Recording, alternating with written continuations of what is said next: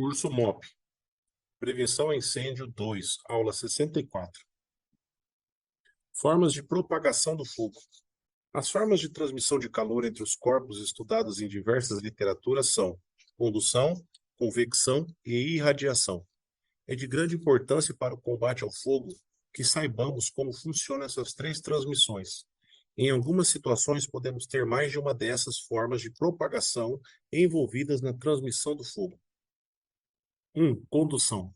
É a forma pela qual o calor é transmitido de corpo para corpo ou em um mesmo corpo de molécula para molécula. Exemplo: quando colocamos fogo em um papel, o fogo vem consumindo o papel de um lado e vai progredindo até o outro lado de forma gradual, molécula por molécula.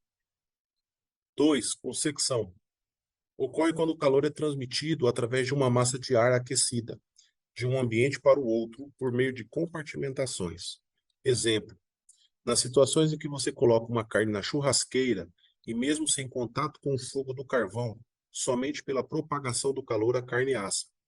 Outra situação é na mesma churrasqueira você sustentar uma folha de papel próxima ao fogo, mas sem encostar no fogo. Com a massa de calor, o papel vai aquecer ao ponto de pegar fogo sozinho. 3. Irradiação. É a transmissão do calor por meio de ondas caloríficas através do espaço. Exemplo: transmissão de calor do Sol para a Terra através dos raios solares. Se você ficar no Sol por muito tempo, sua pele vai queimar. Pontos e temperaturas importantes do fogo. Todo material realiza troca de calor com o ambiente em que se encontra.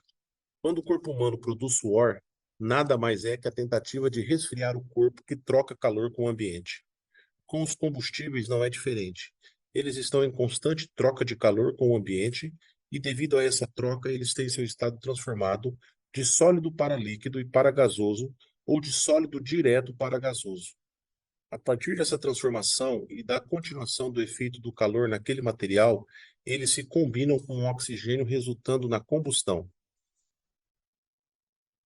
Para cada material existe uma temperatura diferente para essas transformações. Não vamos nos ater às temperaturas de transformação dos estados sólidos para os líquidos, mas para efeito de nosso estudo é importante sabermos as temperaturas das transformações para o estado gasoso, entre outras.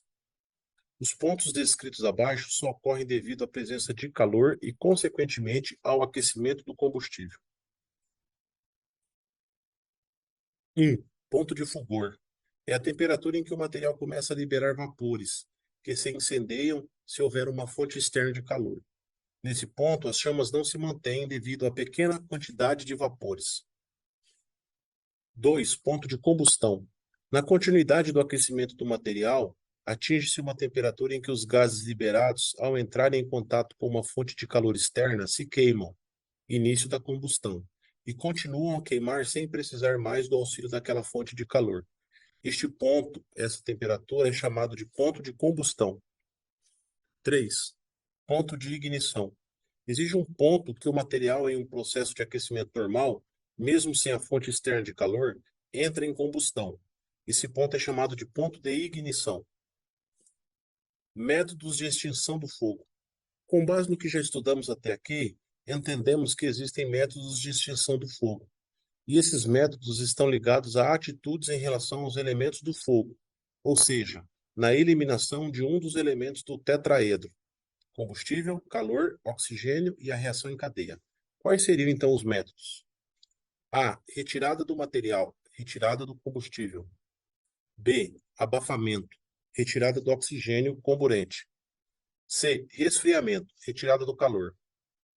D. Quebra da reação em cadeia. Fontes de ignição. A fonte de ignição são as fontes de calor externas ao material, combustível, e que geram o calor necessário ao início do fogo. Não confundir com o ponto de ignição.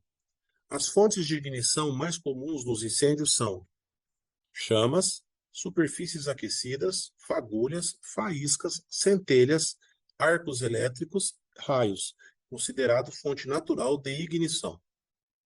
Fontes de ignição. As fontes de ignição podem ser as mais variadas possíveis, gerando temperaturas suficientes para iniciar um grave processo de combustão de algumas substâncias inflamáveis. Elas podem ser geradas por uma bituca de cigarro, pela pressão de uma ferramenta sobre uma superfície gerando atrito e fagulha, interior de um dispositivo elétrico, interruptor de uma lâmpada, ou um dispositivo do circuito eletrônico do aparelho celular.